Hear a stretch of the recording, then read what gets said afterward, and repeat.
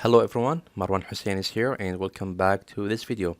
Okay, this video will be the final video of creating this piece of furniture, and if you didn't watch the first and the second video and the third one, you can go ahead to the description and check the school. I create a new school. You will find all the courses, or let's say the free course right there. And if you need a course for beginners to advanced, you can check the description as well. You will find a course right there. Okay, now let's add a light and let's try to render this. All right, I will render this with cycle. Okay, so the first thing that we need to do is we need to add a camera. So hit Shift A to open the add menu, and let's go to the camera section and choose a camera.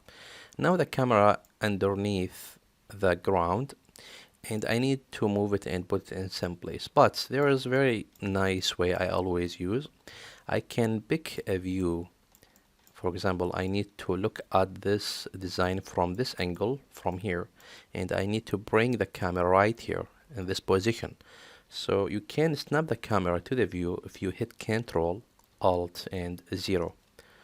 Now I just snapped the camera, and I just changed already the setting of the camera. It was 1920 with 1080. I just switched the number that I have here to get a result like this. Okay, it was like that. I will show you what I mean. It was like that. I just rotate it like this to be like this. That's all what I done, because the design is a bit tall and I need something like this. And now I can go to the camera setting here, and maybe I can manipulate the length. Maybe I can change this to, I don't know, maybe 100, because 50 is okay. It's similar to what human eyes can see, but I need to make this narrow angle. So I will increase this to 100. And when you do that, you need to go back. So, alright, now how to control the camera. Underneath the escape button, there is a button called tilde key. If you press the tilde key, now you can activate the walk navigation. And now if you hit W, you will go forward, S backward, A, you will go to the left, and D to the right. So like you are playing a game, the same scenario. Q take you down, E take you up. Alright, if you want to make the movement slow, just rotate the wheel of the mouse forward, backward, and you will make the movement very, very, very slow. Rotate the wheel forward, you will make the movement very fast.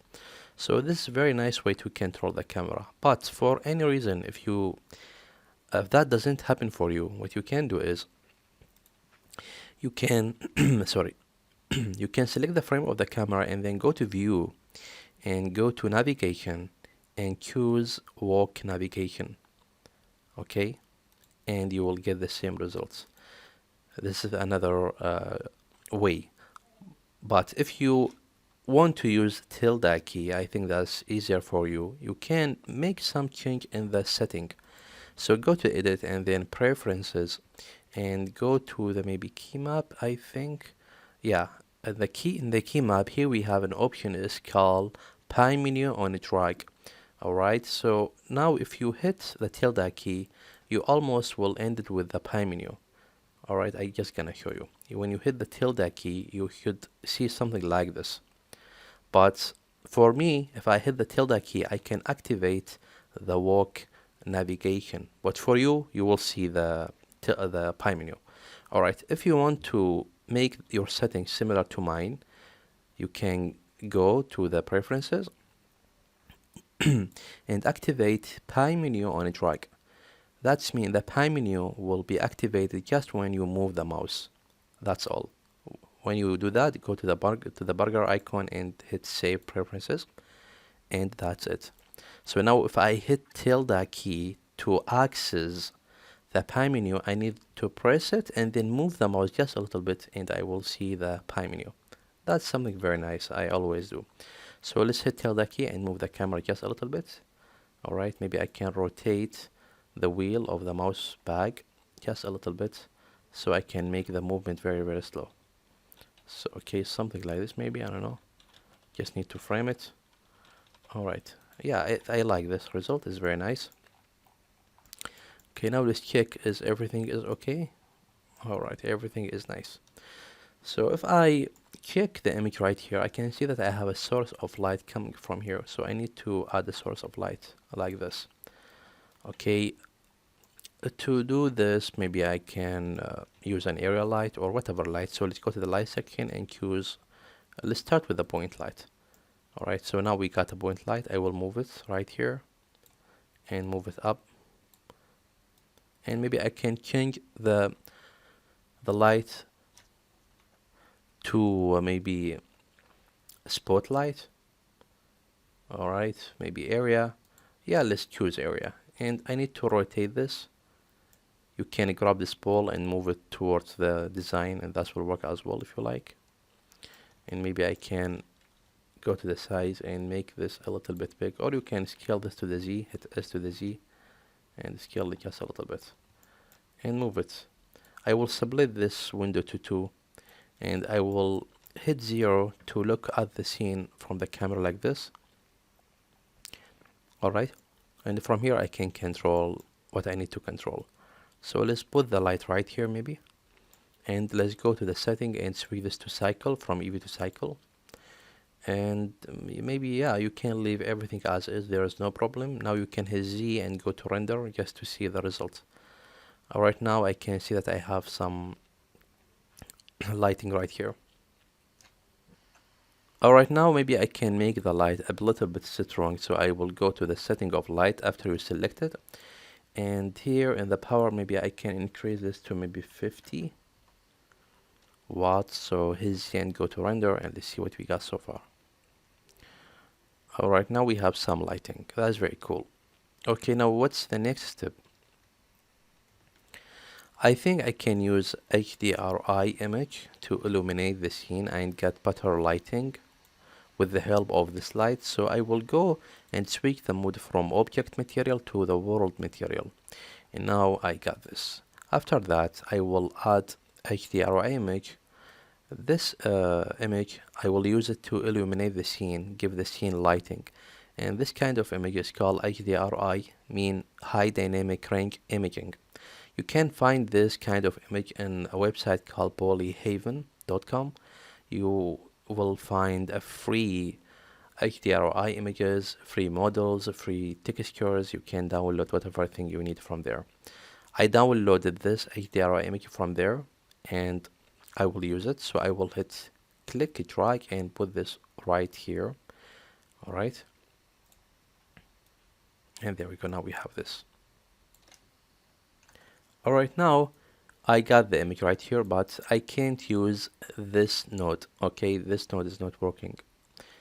I need to switch this to environment texture. So I will grab the node and then hit Shift S to open the switch menu to switch this node to another node, and go to texture and choose environment texture.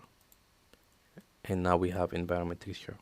If you want to see the image that I'm using right now, I can, for example, go here and go to material preview, and we should see the image in the background.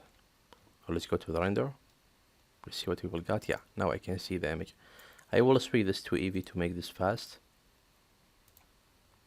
Yeah, that's cool. Let's maximize the view, and this is the environment that I chose. I have two sources of light coming from the these windows, and I have this window as well and this window. So now the lighting of the image that you can see right now is illuminating our scene.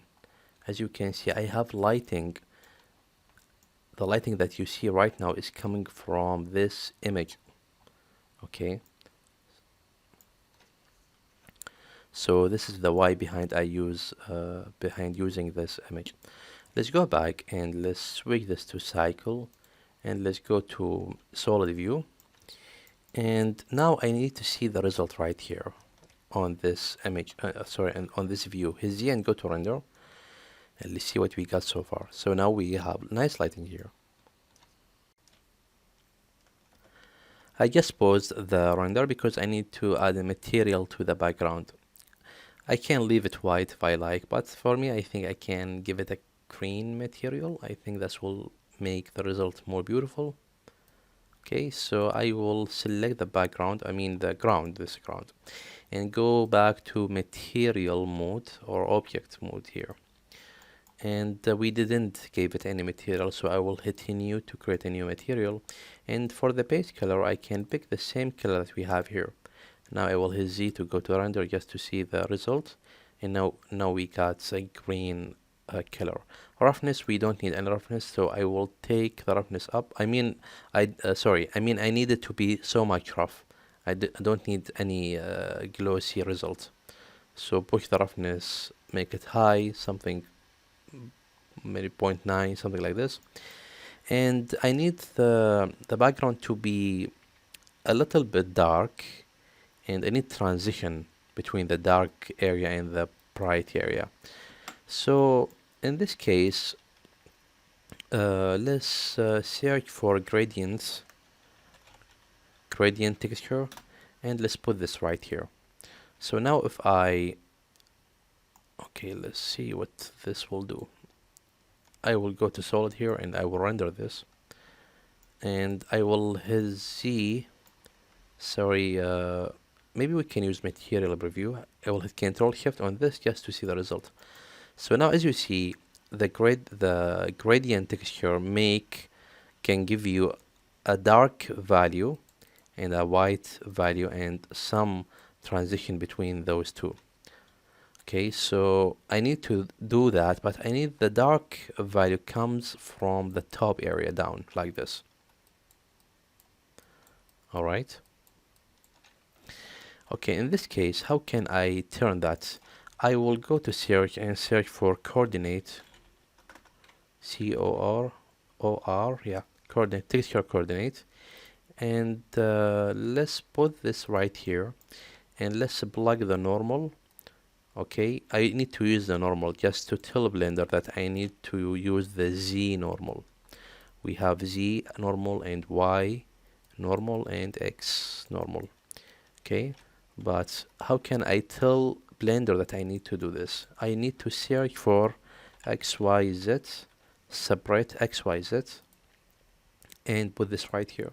So now if I connect the normal to the separate XYZ, now I can control the normal for the X and Y and Z. And I don't need the X and Y, I just need the Z, because as you can see now, the gradient comes from the X direction. Okay, so I will choose Z, grab it and connect it to the vector. And now as you see, we got this. Alright, connecting those two is not make sense, but Blender will understand what I need. So it will connect this the grave value with the vector. Okay, now I got this, but I need to control it. I need to control it and I need to give it a color. So I will hit Shift A to search for ramp, color ramp, and put the color ramp right here. Now Control Shift click on the color ramp so we can see the effect of the color ramp. Alright, here we have a 2 value. Let's go to the white value, for example, and pick the green color. And for the dark value, the same scenario, I will pick the darker color. And for this value, I will make it too much dark, something very close to black, something like this. And now if I push this, I can move the blackness or the dark side like this. I can control it if I like. If I need to control this even more, I can go to B-spline and make the transition even more smoother if I like. So this is a nice option I have here you can use, as you can see. And there is another scenario as well. If you like, you can hit Shift D and duplicate this one right here and get even more dark results. And as you can see now, we have more control here. And maybe this one I can make it a little bit brighter, something like this. Okay, now let's go to render and let's see what we will get there on this side. So now we got dark value in the background, and this is almost what I need, but I need to connect this to the material and use the material. Hit Control Shift click on the principled. Alright, so now we getting something here.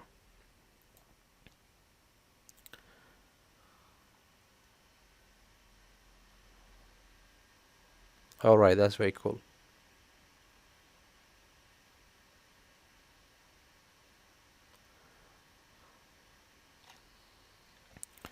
For the wood material, maybe I can make the wood material a little bit darker. So I have the base color and I will use a curve to control the color. So hit curve CUR and you will find RGB curve and put it right here. Alright, and take this linear line down just a little bit to get to make it a little bit darker. Okay, now it's become darker, the wood in general. Alright, that's what I need. For the light source, I think I can move the position of the light. Let's go to the top, hit number 7 from the numpad. I will switch the transform. Where is it? Alright, I need to control the light not from the origin dot according to the 3D cursor, because the 3D cursor is right here and I need the light to orbit around it. So I just need to switch the transform pivot point to 3D cursor and then hit R to rotate the light like this. Alright, so I need the lighting to come from there. I think that will make the results even more better. And yeah, now I just defined the edges here, and that will give the results, it will make it more interest. Okay, that's cool. Maybe I can move the screencast just a little bit away, right here. Maybe we can add more strength to the light, maybe change this to 100. And make it even strong, and I will hit Shift D to the light and duplicate it and hit R and rotate this on the other side. Just need something called key light, something like this, but maybe I can reduce the power to maybe 50. Alright, something like this. Alright, cool. Maybe we can take this a little bit farther away from the border of the camera, something like this. Very nice, very cool. Alright, now we can make some render just to see what we will get. So in this case, let's go to the render setting here. I will go to solid view, that's it. And here in the render section, we have the noise threshold. Alright, the noise threshold means that the render will still working until it reach the noise in the image reach this value, and it will stop the render. So I don't need that. I don't like to use this scenario. I will turn off the noise threshold and I will use the samples. And for 1000 sample, that's for me is too much. I need to render this quickly. So I will add, for example, 200. And 200 is not enough, by the way, to kill the noise, but I will activate the denoise system that comes default with Blender. The denoise, when the samples reach 200, the engine of the denoise will start working and it will eliminate the noise in the image. So I will leave it on. Alright. And what else? We don't have anything here to do. The dimension of the image, you can make it big, small. That's your choice. And yeah, there's not much stuff here to work with. Okay, now I will go to save and file and save the image before you make any render. And then to render this, you need to go to the render and render image. And when the render is finished, I will be back. I got one problem. I just forget to move the design and attach it to the ground. I just forget that, so I got this problem. So I will pause the render, just hit escape to cancel the render, and let's go to the top, go to wireframe, select your design from the top view, cast those stuff, and deselect the lighting. We don't need to move the light and the ground. Make sure that you just select the design and go to front, hit number 1, so we can see the ground and see the design. Alright, so we need to move those down, hit G to the Z and take this all the way right here. Alright, G to the Z, something like this.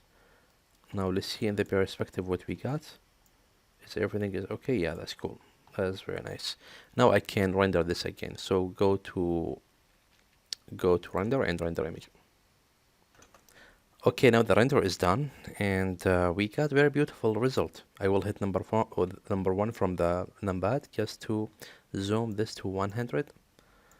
And very cool, very nice. The lighting is very nice. The light that we added on this side give me very beautiful result right here, and this one did great job as well. And the feeling, the texture, the variation in the roughness here, very, very beautiful. Alright, very cool. Here in the base, we got some shadow comes from this border. It gives you feeling that this the design that we made is levitating in the air just a little bit, but this is not true. This is just because illusion comes from the shadow. Alright. Okay, that's very cool.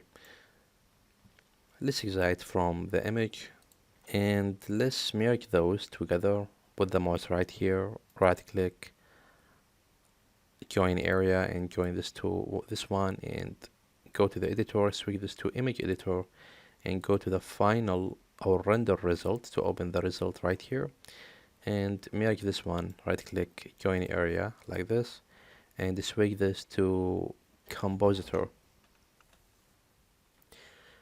Okay, let's choose the compositor, and now we are in the compositor. Okay, let's hit use nodes, and now this is the final result that I got. It's right here, and this is the final result of the compositor. Okay, so this is the image, and this is the final result, and the image that you can see right here, it will be affected by this node. Whatever node I add here, it will affect the final result. So let's do that, and let's see what nodes we can add here. Let's go to hit Shift A and let's add. And here in this color section we have multiple choices actually here we can use. For example, we can use a curve. Let's see, where is it? RGB curve. We can put this right here, and if I take this down, I can affect the final result, and now I can edit the color and make it beautiful if I like. If I can make it a little bit brighter, or I can make some variation here like this, make the curve like S, and we can get beautiful result. Okay, but not too much. Just be careful with that. When you can add another nodes, what you can add, for example, we can add color balance if you want to use color balance. If you put the mouse on the first circle, you will see that we have some notification here, correction for the shadow. So this one will correct the shadow. If I need to make the shadow a little bit greenish, can do this. As you can see, now we make the shadow green. We got this kind of control, and we can take this down just a little bit if we want to darken the shadow. If we need, that's an option we have right here. Alright, very nice. I like this. If you want to reset it, hover over and hit backspace. It will reset the circle. The same scenario right here. Put the mouse right here, hit backspace. It will reset it. But for me, maybe I can take this down just a little bit, not too much. Okay, and make it a little bit green, but not too much, something very little. And this, the second one, is from the mid tone and this one for the highlight. Okay, if you want to make the highlights, make it even more brighter, you can do this and make this darker, make some variation if you like.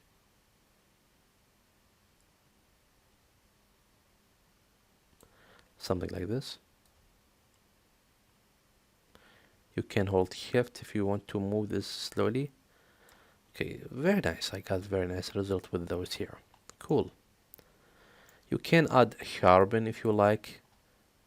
If you want to sharpen this, let's see, where is it? Maybe in the vector, I don't know, or maybe in the color.